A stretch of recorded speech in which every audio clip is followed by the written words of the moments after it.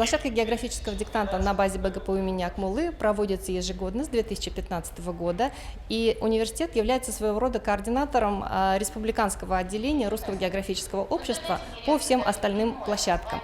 В 2017 и 2018 году Республика Башкортостан была на первом месте по количеству участников и количеству площадок.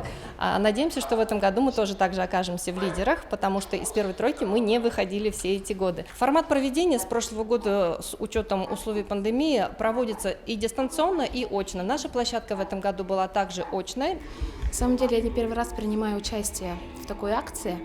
И географический диктант, он про любовь к родине, любовь к малой родине, про любовь к республике и становится стимулом для дальнейшего изучения. Такие акции, они, конечно, у нас проходят в республике масштабно, они важны, они нужны, и во многом это стимул для изучения истории родного края.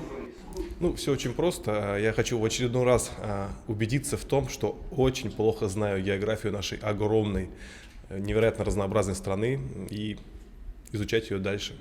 В диктанте я не впервые, с 2015 года, каждый год принимаю участие в стенах этого университета. Очень осмысленно я в свое время шла на геофак, поступала. Безумно люблю географию, она для меня как религия. Мы очень рады, что это мероприятие состоялось в стенах педуниверситета. Вопросы были интереснейшие. Приглашаем всех присоединяться к команде почитателей географии теперь уже в следующем году. А в этом году есть возможность пройти диктант онлайн. Еще в течение недели на сайте географического диктанта РГО есть возможность проверить себя в формате онлайн.